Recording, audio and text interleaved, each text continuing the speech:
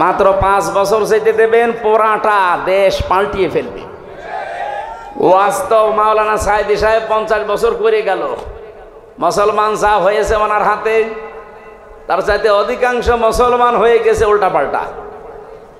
কিন্তু এটা যদি শিক্ষা ব্যবস্থায় আমরা নিয়ে যেতে পারি, এনাদের মতো 151 জন মানুষকে পাঠিয়ে, এটা যদি কেউ রাজনীতি মনে করেন, হ্যাঁ এইটাই আমাদের রাজনীতি, এটা যদি কেউ ধর্ম ব্যবসা মনে করেন, এইটাই আমার ধর্ম ব্যবসা, কারণ আমি চাই এটা যেন সংসদে যায়। এক কথা বলে না কেন? 5 বছর চলতে দেবেন। যার যা দুঃখের কথা বলছিলেন না, কত মানুষ 3 ভাগের 1 ভাগ না খেয়ে থাকে, পোশাক নেই, শিক্ষা নেই, কেন এগুলো থাকবে না কেন? মাত্র 18 বছরে 2004 সাল থেকে আজকে 25, কয় বছর? 19 বছর না না, হ্যাঁ 21 বছর। মাত্র 21 বছরের ব্যবধানে যদি মালয়েশিয়া দাঁড়িয়ে যেতে পারে, তারা তো আমাদের চাইতেও নিকৃষ্ট ছিল, নিকৃষ্ট পর্যায়ে ছিল। অথচ এখন তাকিয়ে দেখেন, এই যশোরের কত মানুষ যে দেখি ওখানে চাকরি করছে।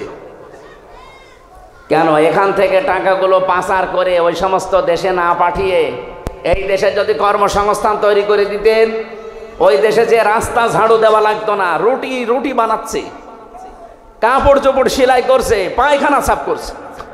কেন এগুলো করা লাগবে? কেন দরকার? ওই দেশের মানুষ এসে এই দেশে ওরা আমাদের রাস্তা ঝাড়ু দেবে।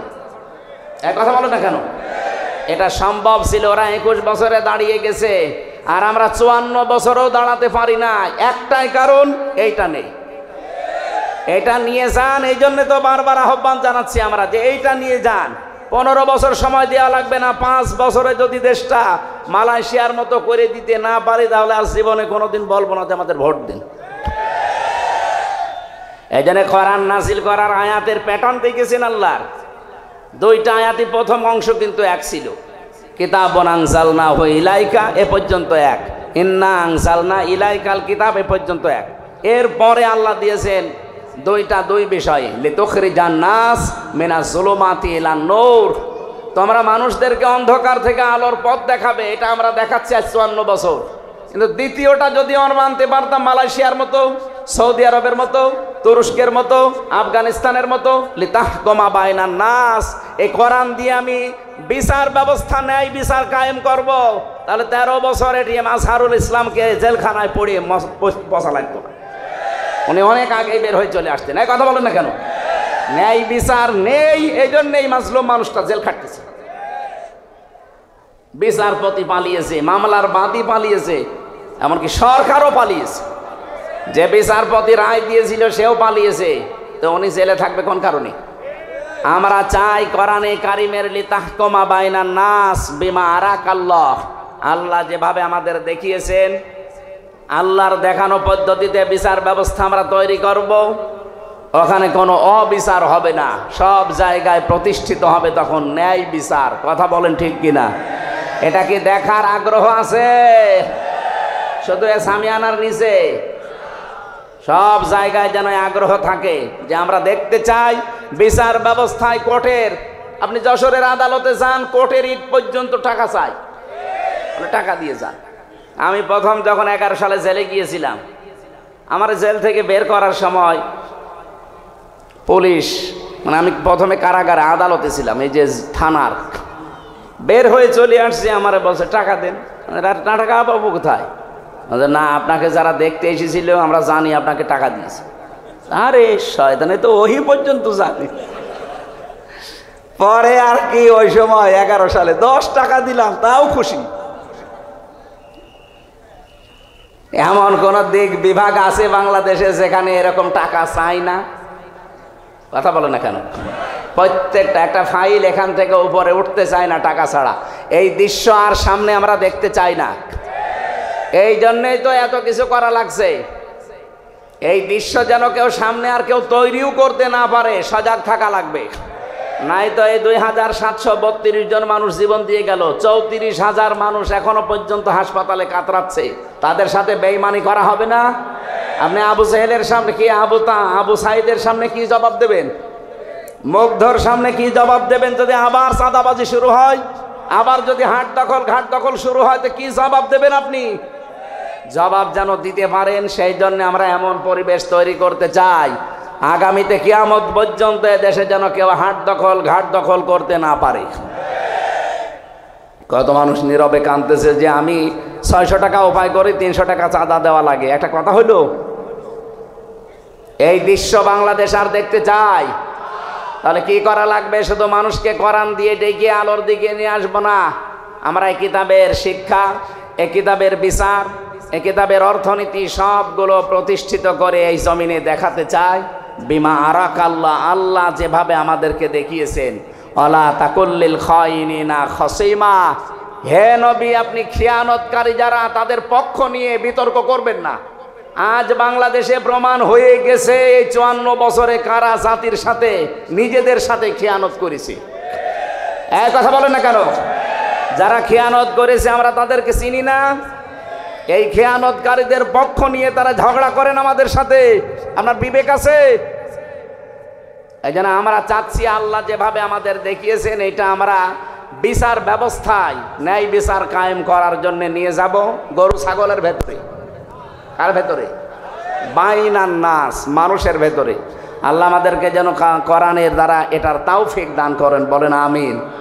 তাহলে নবীজি 4টা কাজ করেছিলেন। প্রথম নাম্বার, তিনি কোরআন তেলাওয়াত করে মানুষকে শোনাতেন, মানুষদেরকে পবিত্র করতেন, তার নফস, তার পরিবার, তার সমাজ, এভাবে তিনি চেষ্টা চালিয়েছিলেন। কিন্তু আল্লিমুহুমুল কিতাব, এটা যতদিন পর্যন্ত তিনি কায়েম করতে না পেরেছেন ততদিন সুদ বন্ধ হয়নি, ঘুষ বন্ধ হয়নি, সাদাবাজি ওই জামানায় ছিল ওইটাও বন্ধ হয়নি। কথা বলেন ঠিক কিনা?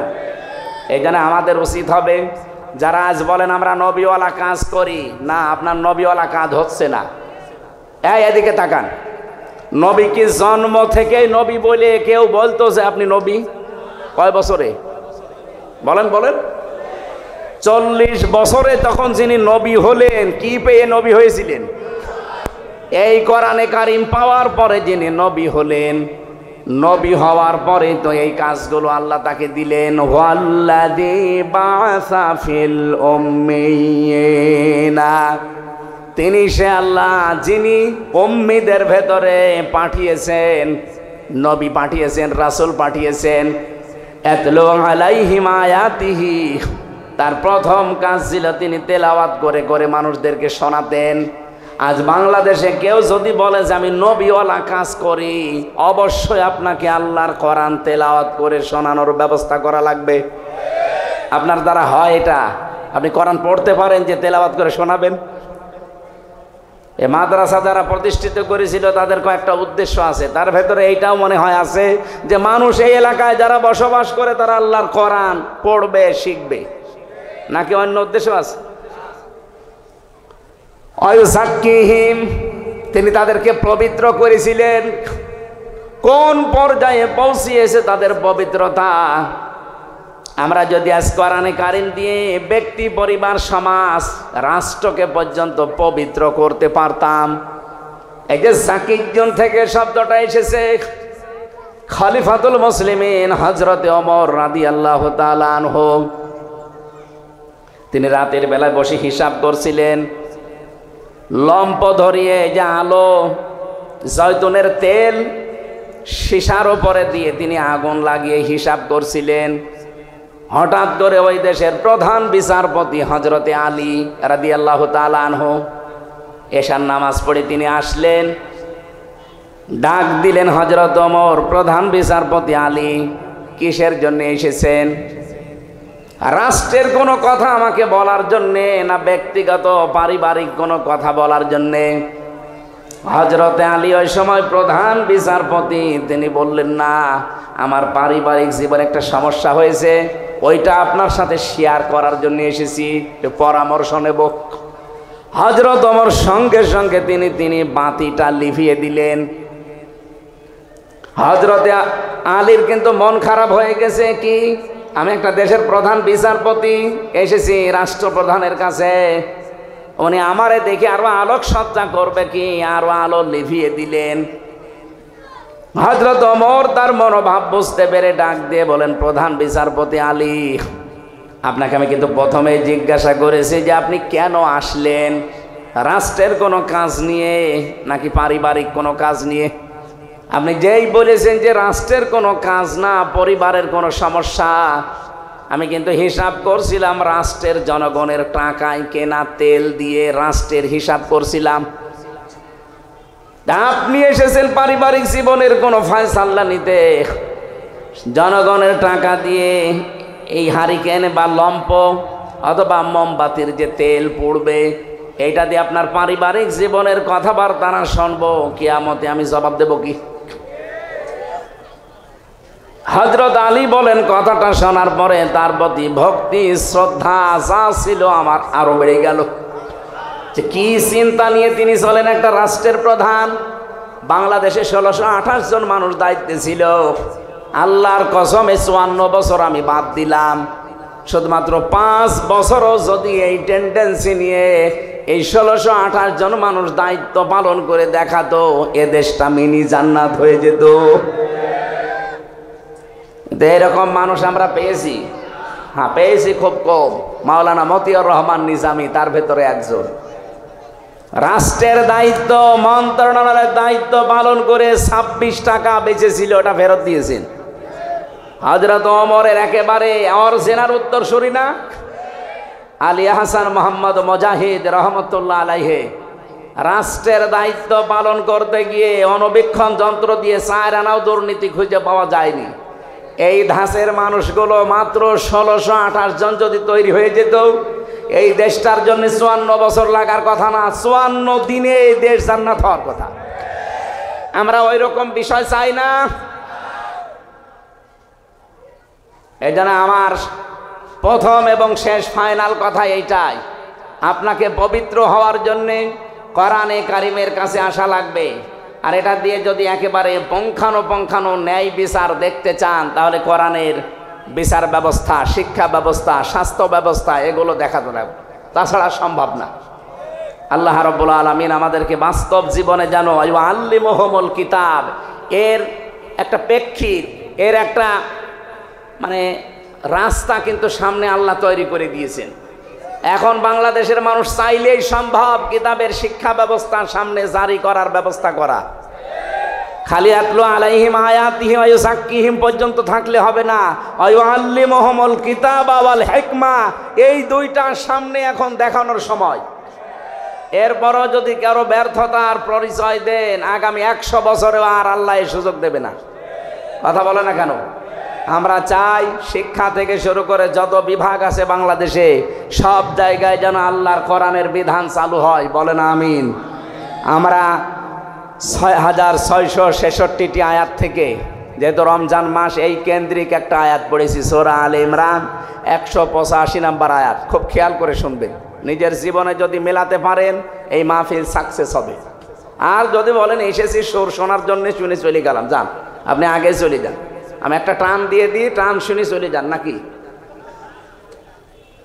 আল্লাহ রাব্বুল আলামিন বলেন, কুল্লু নাফসিন যায়িকাতুল মাউত ওয়া ইন্নামা তুওয়াফাউনা উজুরাকুম ইয়াওমাল কিয়ামাহ।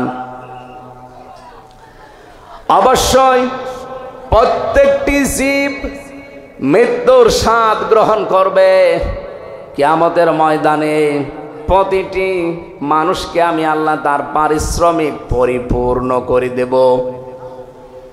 হযরতে আবু দারদার জীবনী পড়ছিলাম, তিনি বলেন আয়াতটা পড়লে আমার কেমন যেন একটা অজানা ভয় চলে আসতো, যে কিয়ামতের দিন আল্লাহ নাকি আমাকে পরিপূর্ণভাবে আমার উজরত দিয়ে দেবে। আমার সবচাইতে বেশি ভয় হয় আমি যা কামাই করেছি সব যদি আল্লাহ আমারে দিয়ে দেয়, তে আমার তো টানা সম্ভব না। দুনিয়ায় বাবার বোঝা সন্তান বহন করতে পারে, সন্তানের বোঝা বাবা বহন করতে পারে। আল্লাহ পাক বলেন, ওয়ালা তাজিরু ওয়াজিরাতুন বিজরা উখরা, কিয়ামতের ওই ময়দানে কেউ কারো বোঝা বহন করবে না। এই জন্য পৃথিবীতে যে যতটুকু পাপ করছেন, ওই পাপটা আল্লাহ কিয়ামতের দিন বোঝা আকারে আপনার পিঠের উপরে তুলে দেবে। قد خسر الذين كذبوا بلقاء الله حتى إذا جاءتهم الساعة بغتة قالوا يا حسرتنا على ما فرطنا فيها। সূরা আনামের 30 নম্বর আয়াতে আছে, অবশ্যই ওই মানুষগুলো ক্ষতিগ্রস্ত হয়ে গেছে, হবে না, কদ খসিরা মাজির সিগা, অবশ্যই ক্ষতিগ্রস্ত হয়ে গেছে, সর্বনাশ হয়ে গেছে ওই মানুষগুলোর জন্যে। কিয়ামতের দিন আল্লাহর সাথে যে সাক্ষাৎ হবে, আল্লাহর সামনে যে জবাব দেওয়া লাগবে, উনি যে পরিপূর্ণভাবে আপনাকে পারিশ্রমিক দিয়ে দেবে, এটা যারা বিশ্বাস করে না। হাত্তা ইদা জাতুহুমুস সাআহ, হঠাৎ করে যখন তাদের সামনে মরণ চলে আসে। এখানে সাআতুনের অর্থ দুইটা। এখানে আলেম যারা আছেন সাআতুনের অর্থ ভালো করে মিলাবেন দুইটা। এক নম্বরে সাআতুন মানে মৃত্যু, দুই নম্বরে সাআতুন মানে কিয়ামত।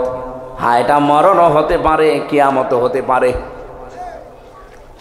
মরণের পরে বা কিয়ামতের পরে ময়দানে মাহশারে এই মানুষগুলোর সামনে যখন আমল নামাটা আল্লাহ সামনে তুলে ধরবে, পাপের বোঝাটা, হঠাৎ ওই মানুষগুলো আল্লাহকে বলবে, ক্বালু ইয়া হাসরাতানা, আফসোস, আলা মা ফাররাতনা ফিহা, পূর্বে যা পাঠিয়ে রেখেছিলাম ওইটার দিকে তাকাবে আর আফসোস করবে, আমি কেন পাঠালাম এইটা। এতটুকু আল্লাহ যদি শেষ করে দিতেন আমি আয়াতটাই পড়তাম না। এর পরের শব্দটা আমাদের জন্যে, অহুম ইয়াহমিলুনা আওসারহুম আলা যুহুরিহিম আলা সামা ইয়াজিরুন। রব্বুল আলামিন বলেন, অ মানে এবং হম মানে তারা, ইয়াহমিলুন এটা হামালা, ইয়াহমিলু মানে বহন করা। এটা মজারে বর্তমান, ভবিষ্যৎ, প্রেজেন্ট, ফিউচার। ঝাড়ের বহু বচন আওসার, জোহর মানে পিঠ, হোম মানে তাদের। আল্লাহ বলেন কিয়ামতের ওই কঠিন ময়দানে যখন তার পিঠের ওপরে তার পাপের বোঝা সমূহ চাপিয়ে দেব, এদিকে খেয়াল করেন। আল্লাহ কিন্তু ঝাড় দেননি, আওসার দিয়েছেন। প্রশ্ন আসতে পারে, আমি এখন 33 বছর বয়সের মালিক। কত? আমার এই 33 বছর বয়সে আমি যত অপরাধ করেছি, একটা বান্ডিল বেঁধে বোঝা আকারে আমার পেটের ওপরে তুলে দিলে এটা ঝাড় হয় 1 বছর। দাও ঝাড় দিলেন কেন? তাফসিরে মাযহারি মুফাসসির লিখেছেন, আওঝারের ব্যাখ্যায় আমি হয়তো 33 বছরে মারা গেলাম, কিন্তু এমন এমন কাজ আমি দুনিয়ায় জারি করে গেলাম যেটা গোনায়ে জারিয়া। আমরা অনেকেই মনে করি সাদগায়ে জারিয়া আছে, গোনায়ে জারিয়াও আছে। কথা বলে না কেন? এ মাদ্রাসা যিনি কায়েম করেছিলেন তিনি সাদগায়ে জারিয়া তৈরি করে দিলেন। এর পাশাপাশি কেউ যদি একটা সিনেমা হল তৈরি করে দেয়, সে কি সাদগায়ে জারিয়া না গোনায়ে জারিয়া? বলেন বলেন। এই লোকটা কিয়ামত পর্যন্ত এই মাদ্রাসার কারণে ওনার যে সওয়াবের নেকির বোঝাটা দিন যত যাবে এ বোঝা একটা একটা করে বাড়তেই থাকবে। পাশে যে লোকটা সিনেমা হল বানিয়েছে, যে লোকটা সুদের কারবার তৈরি করে চলে গেছে, ওটা যতদিন পর্যন্ত ওই সুদী ব্যাংক, ওই সিনেমা, ওই অত্যাচারী জুলুম নির্যাতনের ওই দলটা যতদিন থাকবে, ও হয়তো নেই কিন্তু ওই দলের লোকজন আছে। কথা বলে না কেন? ওর সিনেমা হল আছে, ওর সুদী ব্যাংক আছে। ও মরে গেছে কতদিন আগে, ওর বোঝা তো পাপের একটা হওয়ার কথা, কিন্তু কিয়ামতের দিন ও যখন উঠবে লক্ষ লক্ষ পাপের বোঝা, আল্লাহ পাক বলেন একটার পরে একটা চাপাতেই থাকবো। এর নাম ইয়াহমিলুন। শুধু এখন না, বর্তমান, ভবিষ্যৎ। ভবিষ্যৎ বলতে কিয়ামত পর্যন্ত। এই জন্য আমার এই 33 বয়সে আমি এমন কিছু কথা, এমন কিছু কাজ, এমন কোনো কিছু আঞ্জাম যেন দিয়ে না যায়। আমার একটা বোঝাই তো আমি পারি না, এখন আবার বোঝার পরে বোঝা তৈরি হতে আছে। আল্লাহ রাব্বুল আলামিন বলেন কিয়ামতের দিন যখন এই লোকটা বোঝা বহন করে নিয়ে যাবে, একটার পরে একটা চাপাতে থাকবো, আলা সামা ইয়াজিরুন, ফেরেশতারা দেখে বলবে কত নিকৃষ্ট বোঝা এই লোকটা বহন করে নিয়ে যাচ্ছে। বলেন নাউজুবিল্লাহ। আজকে হয়তো একজনকে হত্যা করে রাস্তা দিয়ে গেলে আপনাকে মানুষ খুনি বলে তাড়া দেবে, ধর্ষণ করে গেলে ধর্ষক বলে তাড়া দেবে। এখন কি এমনকি বাংলাদেশে এখন যে পজিশন, ধর্ষণ করে যদি আপনি জেলে যান আর আপনার পক্ষে যদি কোনো উকিলও দাঁড়ায়, জনগণ সে উকিলকেও পিটিয়ে মেরে ফেলবে। হ্যাঁ, এই যে আয়শা নাকি না, আসিয়া, এই মেয়েটাকে যারা ধর্ষণ করেছিল, ওই ধর্ষকদের পক্ষে যে উকিল দাঁড়িয়েছে, ওই উকিল পর্যন্ত পিটানি খেয়েছে। এই লোকটা ধর্ষক, আপনি ওর পক্ষে দাঁড়ালেন কেন? ওকালতি করার জন্যে। এই জন্য উকিলও মায়ের খায়।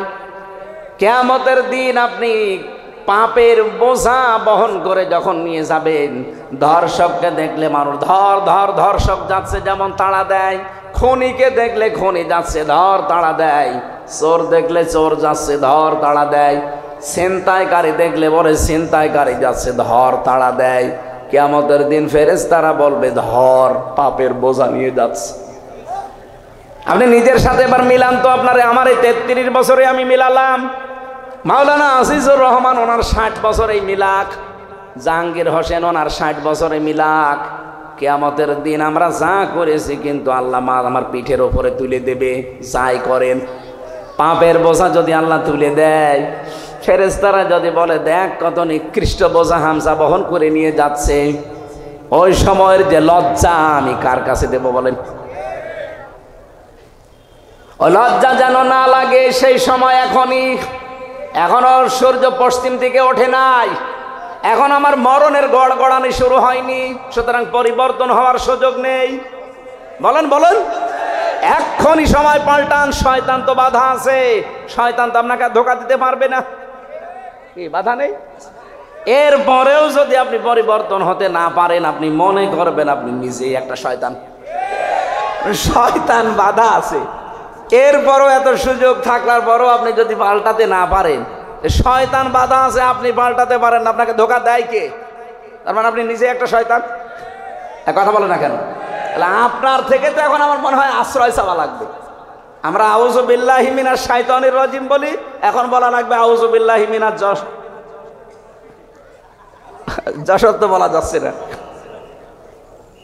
এই জন্য আমরা এই মুহূর্তে সিদ্ধান্ত নেওয়া লাগবে, কিয়ামতের দিন আল্লাহ প্রত্যেককে তার উজুরত যা করেছে লোকটা একেবারে পঙ্খানো দেবে, কোনো কম বেশি নেই।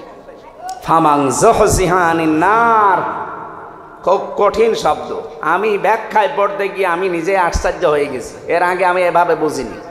ফামান যুহজিহা, আল্লাহ রাব্বুল আলামিন বলেন যেই লোকটাকে বাঁচিয়ে দেওয়া হবে, যুহজিহা আনিন নার, জাহান্নামের আগুন থেকে বাঁচানো হয়েছে না বাঁচানো হবে? বলেন বলেন। তার মানে পরীক্ষা আমাদের সবার সামনে আছে। ফামান যুহজিহা আনিন নার, যে লোকটাকে জাহান্নামের আগুন থেকে বাঁচানো হবে, ওয়াউদখিলাল জান্নাতা ফাকাদ ফাজ, এবং যাকে জাহান্নামে প্রবেশ করানো হবে না করানো হয়েছে? করানো হবে। যেই লোকটাকে জাহান্নামের আগুন থেকে বাঁচানো হবে, জান্নাতে প্রবেশ করানো হবে, ফাকাদ ফাজ, সেই লোকটা সফল। তাহলে সফলতার মানদণ্ড এই দুনিয়া না, সফলতার মানদণ্ড হচ্ছে কিয়ামতের ময়দানে যাকে আল্লাহ জাহান্নাম থেকে মুক্ত করে জান্নাতি বলে ঘোষণা দিয়ে দেবে। দ্বিতীয় ব্যাখ্যা কি? এটা তো আখিরাতের ব্যাখ্যা গেল, দ্বিতীয় ব্যাখ্যা কি? আর একটা ব্যাখ্যা আছে ফি জিলালিল কোরআনে, মুফাসসির লিখেছেন দুনিয়ার জীবনে আল্লাহ যাকে জাহান্নামের কাজগুলো আস্তে আস্তে ছেড়ে দেওয়ার তৌফিক দেয় আর জান্নাতের কাজগুলো আস্তে আস্তে করার মতো সুযোগ দেয়, ফাকাদ ফাজ, সেই লোকটার জীবনও সফল। আপনি এবার ভাবেন, রমজানের আগে যেমন ছিলেন রমজানে অবশ্যই তেমন নেই, পাল্টিয়েছেন কিছু। বাকি 11 মাস যদি এভাবে পাল্টিয়ে আপনার জীবন শেষ করতে পারেন, আপনি মনে করবেন আপনার জীবনকে আমার আল্লাহ ফাকাদ ফাজ সফলতার দ্বার প্রান্তে পৌঁছিয়ে দিচ্ছে। আর যদি মনে করেন না আগে 2টা বিড়ি খাতাম, এখন রোজার পরে 4টা করে খাচ্ছি, তাহলে মনে করবেন আমি জান্নাতের থেকে আস্তে আস্তে জাহান্নামের দিকে এগিয়ে যাচ্ছি।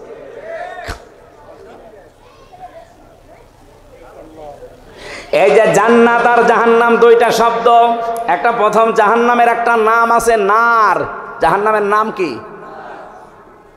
এই জাহান্নামের নার, আগুন, এটা পুরাটাই যেহেতু আমার আল্লাহ আগুন দিয়ে জ্বালিয়ে রেখেছেন, এই জাহান্নামে আল্লাহ দেবেন কাদের? এই জায়গায় একটা প্রশ্ন আছে। রব্বুল আলামিন জানিয়েছেন ফাম ওয়া বুরসাতিল জাহিম লিমাইয়ারা ফাআম্মা মান তাগা ওয়া আসারাল হায়াতাদ দুনিয়া ফাইনাল জাহিমা হিয়াল মাআওয়া। বলেন আল্লাহু আকবার। রব্বুল আলামিন বলেন জাহান্নামকে সেদিন দৃশ্যমান করা হবে, তোমাদের সামনে নিয়ে আসা হবে।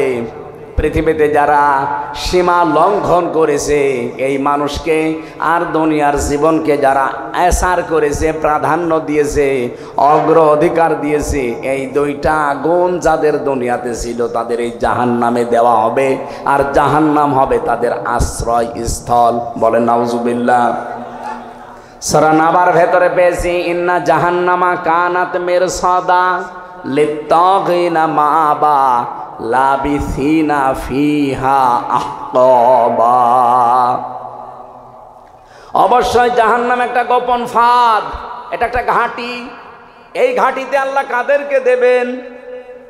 লিত্তাগিনা মাআবা, পৃথিবীতে যারা সীমা লঙ্ঘন করেছে আর যারা অস্বীকার করেছে। নবীজি বললেন কুল্লু উম্মতি ইয়াদখুলুনাল জান্নাহ, আমার প্রতিটি উম্মত নারী হোক আর পুরুষ হোক প্রত্যেকেই জান্নাতে যাবে। ইল্লা মান আবা, শুধু যারা আবা তাদেরকে জান্নাত আল্লাহ দেবেন না। সাহাবী বললেন হে রাসূল আবা কারা? কিলা ইয়া রাসূলুল্লাহ মান হুম মান হিয়া আবা। আবা কি জিনিস?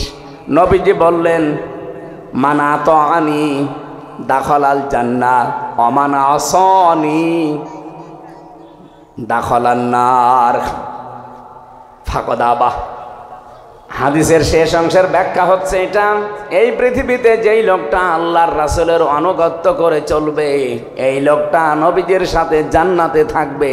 যারা আল্লাহর রাসূলের আনুগত্য করে চলে না, তার নিয়ম নীতি দেখে চলে না, এই মানুষগুলোই আবা। আর আবা যারা, অস্বীকারী যারা, এই মানুষগুলো জাহান্নামী। বলেন নাউজুবিল্লাহ। আমাদের শিক্ষা এখান থেকে আমরা আবার আবা হয়ে যাচ্ছে না তো। কুল্লু উম্মতি ইয়াদখুলুনাল জান্নাহ, নবীজির প্রতিটি উম্মতি জান্নাতে যাবে, শুধু আবা ছাড়া।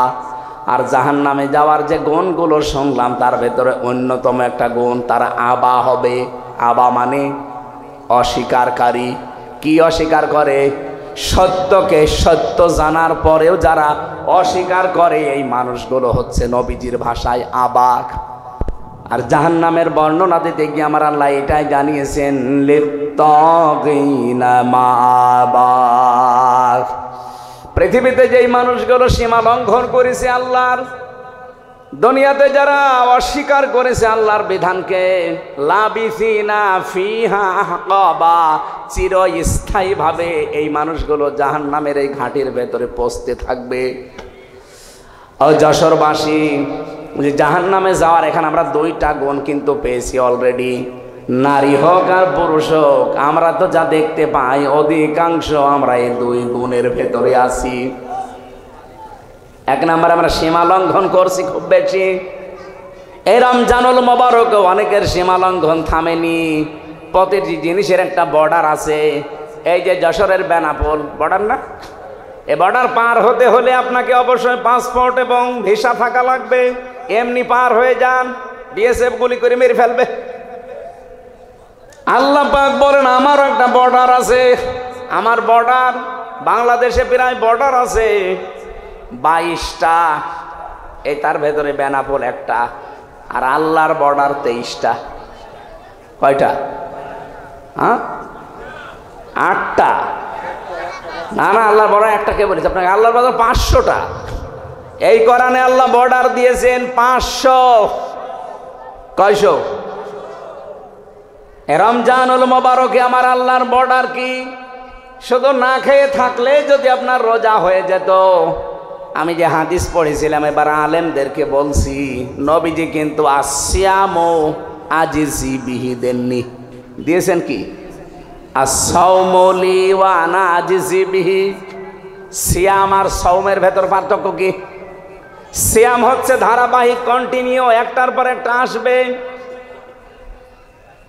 আর সাওম কিন্তু শুধুমাত্র ধারাবাহিকভাবে আসবে না, এটা পালন করে আপনাকে হক আদায় করে ওই মানে যেতে হবে। এই জন্য অন্যান্য নবীর উম্মতদের উপরে সিয়াম ফরজ ছিল। কি ছিল? আমার এই কথাটা সবাই হয়তো বুঝবেন না, এখানে বোঝার মতো কিছু মানুষ আছে, তাদের জন্য এটা আলাদা বলছি। সিয়াম আর সাওম এক জিনিস না। পৃথিবীতে যত নবীর উম্মত ছিল তাদের উপরে সাওম ফরজ ছিল না সিয়াম? বলেন বলেন। কুতিবা আলাইকুমুস সিয়াম, তোমাদের উপরে রোজা ফরজ করে দিলাম, লিখে দিলাম। কামা কুতিবা আলাল্লাযীনা মিন ক্বাবলিকুম, তোমাদের পূর্বে যারা ছিল তাদের উপরে এই সিয়াম কি ছিল?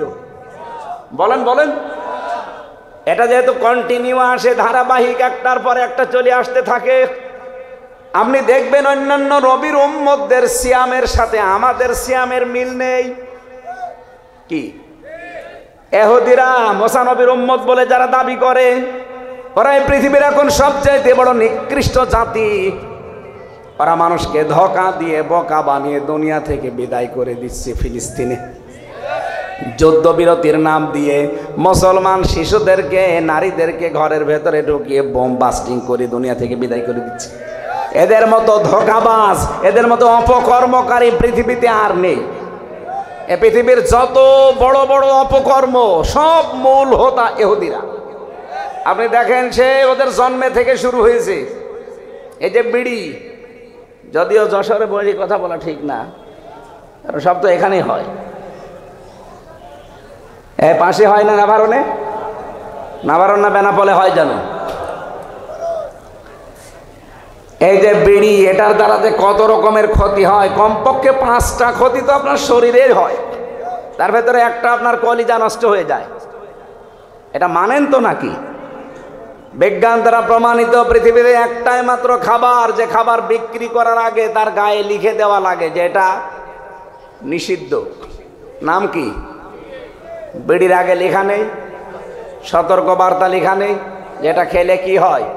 ক্যান্সার হয়। সেটা যেহেতু এই জেলায় তৈরি হয়, আর আমি যেহেতু আছি, এই জন্য বেশি ফতোয়া দিতে পারছি না, হালকা পাতলা বলছি। এই যে বিড়ি, এর মূল হোতা, আবিষ্কারক যারা প্রথমে এই পৃথিবীতে বিড়ি বানিয়েছে, ইহুদিরা। কারা? আপনি যত অপকর্ম, সে বড় হোক ছোট হোক, এর মূলে দেখবেন ইহুদিরা। পৃথিবীতে মানুষ মারার তালিকায় এখন ইহুদিরা। যেন রোজা অবস্থায় হাজারো মুসলমান এখন পৃথিবীতে দোয়া করছে, রব্বুল আলামিন, মরণ আমরা নিতে রাজি আছি, আমাদেরকে মরণ দাও, তবে এইভাবে ইহুদিদের হাতে অপমান করে আমাদের মরণ দিও না। ওরা যে আরম্ভ করেছে, ওদের পতন না দেখা পর্যন্ত তুমি আমাদের মৃত্যু দিও না। পৃথিবীর নিকৃষ্ট জাতি ইহুদি, অভিশপ্ত জাতি ইহুদি, আল্লাহর ভাষায় গায়রিল মাগদুবি আলাইহিম ওয়ালাদ-দাল্লিন। এই জাতিরাও রোজা রাখে, কিন্তু ওরা সেহরি করে না। খ্রিস্টানরাও রোজা রাখে, ইফতারি করে না। মুশরিক যারা আমাদের এই দাদা বাবু হিন্দুরা, ওরাও রোজা রাখে, কিন্তু ওরা উপবাস থাকে, সেহরিও করে না, ইফতারিও করে না। এর আগে যত নবীর উম্মত দেখবেন, আমি প্রায় 70টা লিখেছি এখানে।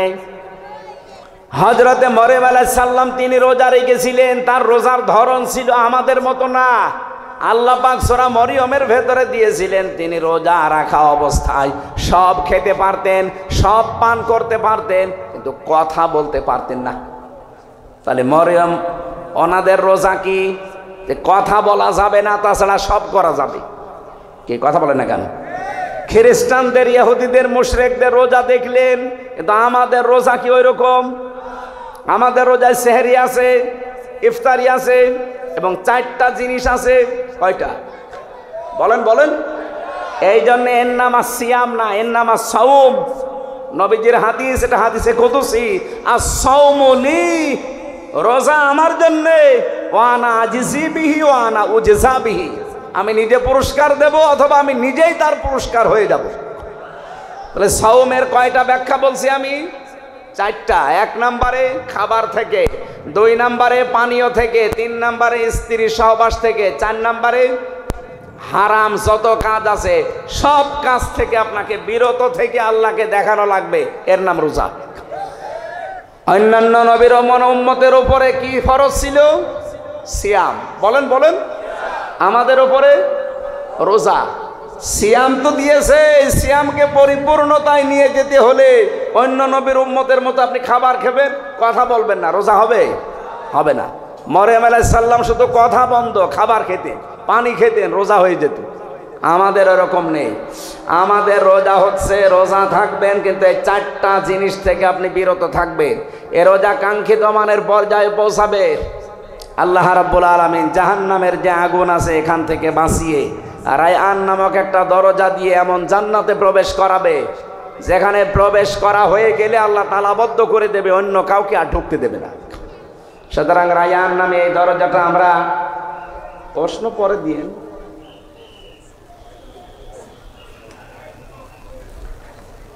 এতক্ষণে না কি করে কি, এতক্ষণও যদি না করে থাকে, আর আমি পারি না তো এটা। আয়াত কি এখন শেষ করবো না, এ পর্যন্ত থাকবে? হ্যাঁ, শেষ করে দেব।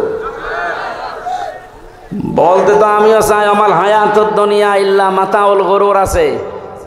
আমিও বলতে চাচ্ছি যে চিঠি দিচ্ছে বারবার, কি করব? এই চিঠিটা পরে হবে না, আগে আগে হবে, আগে হবে, এটা তারপরে ওয়াজ হবে। 5 মিনিট আপনাদের যার কাছে যা ছিল, রমজানে আপনারা মাওলানা রবিউল বলছিল না 1 টাকা 70 টাকা, সুতরাং 1 টাকা থাকলেও আনতে অন্তত অন্য মাসের তুলনায় 70 টাকা দিয়ে যান। যারা যাচ্ছে এই 5 মিনিট দেন, 5 মিনিট দেন, তারপরে দেন। এগুলো আমাদের করাবেন না, আমি জানি না এসব। কালেকশনের মাহফিলে আমার নিয়ে আসবেন না। এই জান তো কই, এর লোক কই, একটু তাড়াতাড়ি করেন। আপনাদের এই সারসা, এরপরে কোথায় যেন স্যার আর মাহফিল আছে আর একটা, হ্যাঁ 6 তারিখে না 5 তারিখে আছে না? 8 তারিখে কোন সারসা আছে? বসতপুর সারসা, এখানে 8 তারিখে একটা মাহফিল আছে স্যারের, আমরা ওখানে থাকবো। আসলে আলোচনার ভেতর ডিস্টার্ব হয়ে গেল। আমি তো গতানুগতিক কথা বলছি, আমি গবেষণা করে কথা বলি, কথা বলতে বলতে তো ভুলে যাচ্ছি, কীভাবে বলবো? আপনি এখানে এসে বলেন, আমি শুনি। জীবনে আপনি সিয়ামের আর সাওমের ব্যাখ্যা শুনেছেন? আজকে শুনলেন প্রথম। তাই আমাদের কথা বোঝাতে হলে একেবারে নিস্তব্ধ পরিবেশ দেওয়া লাগে। আপনারা টাকা করেন, টাকা তোলেন, কালেকশন করেন। মাদ্রাসার মাহফিল নিয়েছেন কেন? অন্য হুজুর নিয়ে আসবেন যারা কালেকশন করতে পারে। এই আপনারা ওঠেন কেন? এই ভাই 5 মিনিট যখন চাচ্ছে, যাক, কি করা দাও।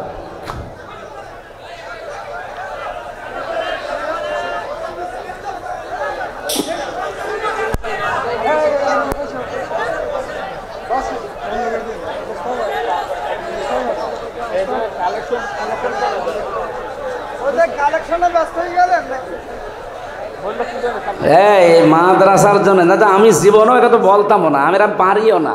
কালেকশন করতে হলে অনেক হাওয়া দেওয়া লাগে, পাম্প দেওয়া লাগে, সাথে আমি কিছুই পারি না। হ্যাঁ, সুবহানাল্লাহ আলহামদুলিল্লাহ লা ইলাহা ইল্লাল্লাহ, সুবহানাল্লাহ আলহামদুলিল্লাহ লা ইলাহা ইল্লাল্লাহ মুহাম্মাদুর। এই দাদা বসেন বসেন। আপনার দাদার বয়স এখনো হয়নি, কিন্তু দাড়ি নেই তো, এই জন্য মনে করছে মনে হয় অন্য ধর্মের লোক। আপনার দাড়ি রাখবেন ভাই। বয়স তো আমার বাবার মতো মনে হচ্ছে। দাড়ি রাখেন না কেন? দাড়ি রেখে দেবেন, সুন্নত নবীজির এটা। যারা দাড়ি কাটেন তারা তো 24 ঘন্টায় গোনাতে আসেন, নবীজির গলায় ছুরি দেওয়ার মতো গোনা হয়। এজন্য এটা যারা রাখেননি আপনারা রেখে দেবেন। আমরা আসল সফলতা আসল বিফলতার কথা শোনাচ্ছিলাম। পৃথিবীর জমিন সফল এবং বিফল হওয়ার জায়গা না। এই পৃথিবীতে যদি আমি সারা জীবন না খেয়ে খেয়েও মারা যায়, অপমান হয়েও মারা যায়, মরণের পরে যদি আল্লাহ জাহান্নামের কাছ থেকে, জাহান্নামের আগুন থেকে বাঁচিয়ে জান্নাতি বলে ঘোষণা একবার দিয়ে দেয়, ফাকাদ ফাজ, আমার জীবন সফল। আমরা ওই রকম জীবন তৈরি করার জন্য রেডি আছি না? আমাল হায়াতুদ দুনিয়া ইল্লা মাতাউল গুরুর। আল্লাহ খুব আফসোস নিয়ে জানিয়েছেন, পৃথিবীর জমিনটা প্রতারণা, খেলতামাশা, ধোকাবাজি ছাড়া কিচ্ছু না। আপনার মা বাবা, ওইটাও ধোকা। মনে আসতে পারে, হ্যাঁ হুজুর মা বাবার কথা বললেন, তাদের দিকে সাকালে সওয়াব হয়, হজের সওয়াব হয়, কিন্তু তারাও ধোকা। যেহেতু মাতাউল গুরুর বহু বচন দিয়েছেন আল্লাহ, পৃথিবীর কোনো কিছু ধোকা বাদ দিয়ে নেই। আপনি মা বাবার যে হক আছে ওইটা আদায় করবেন না, মা বাবারও মন পাবেন না। কি কথা বলেন না কেন?